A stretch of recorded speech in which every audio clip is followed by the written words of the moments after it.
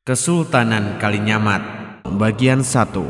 Kekuatan Maritim Jawa pasca Demak.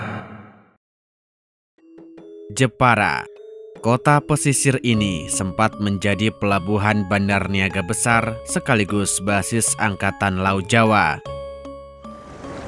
Pada abad ke-16, Jepara adalah kekuatan yang sangat diperhitungkan di kawasan Asia Tenggara.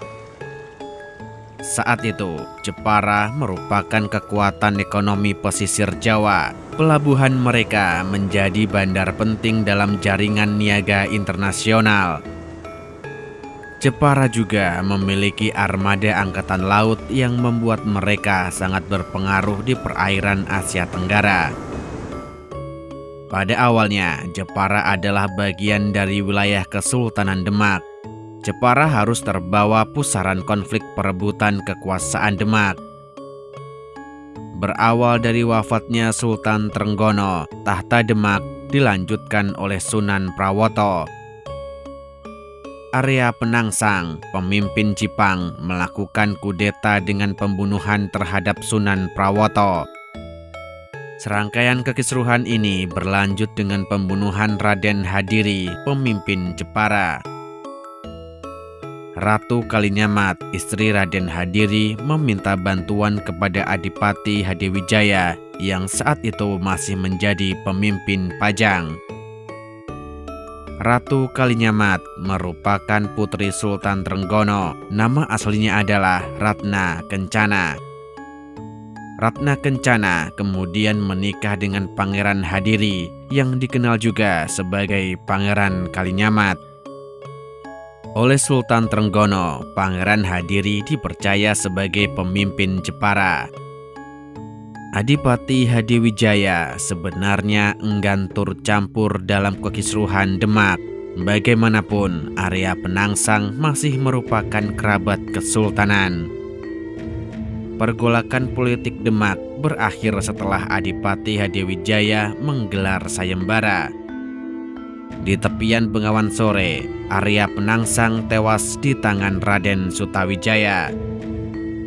Setelah kekisruhan politik Demak berakhir, Ratu Kalinyamat menyerahkan tahta Demak kepada Adipati Hadiwijaya. Namun, Adipati Hadiwijaya memindahkan pusat pemerintahan ke Pajang dan bergelar Sultan Hadiwijaya. Demak dan termasuk Jepara menjadi wilayah bawahan Pajang. Sultan Hadiwijaya sedari awal tidak menganggap Jepara sebagai bawahan Pajang. Beliau merasa enggan meskipun Ratu Kalinyamat telah menyerahkan kekuasaan.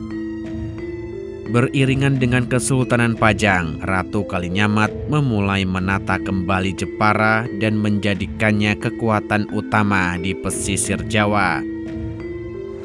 Setelah memimpin puncak kekuasaan Jepara, Ratna Kencana lebih dikenal sebagai Ratu Kalinyamat. Dan kemudian, Jepara tercatat menjadi kerajaan dengan nama Kesultanan Kalinyamat. Pada masa puncaknya, Bandar Jepara merupakan salah satu pusat perniagaan Asia Tenggara. Kapal-kapal dagang dari Aceh, Malaka, Ambon berdatangan melakukan transaksi di Bandar Jepara. Pedalaman Jepara yang subur memiliki kelebihan dalam bidang pertanian, terutama padi. Pada masa tersebut, Jepara adalah salah satu wilayah penyuplai beras di Nusantara. Dari perdagangan itu pula, Jepara mendapatkan cukai dari setiap kapal yang merapat. Dengan kekayaan yang melimpah inilah Ratu Kalinyamat membangun armada angkatan lautnya. Sebagai negeri yang berbasis maritim, Ratu Kalinyamat menyadari pentingnya kekuatan militer di lautan. Jepara meneruskan tradisi maritim yang telah ada sejak masa Majapahit hingga Demak.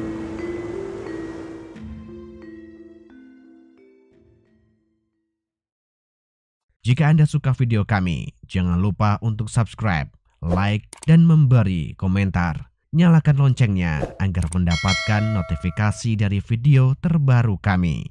Terima kasih.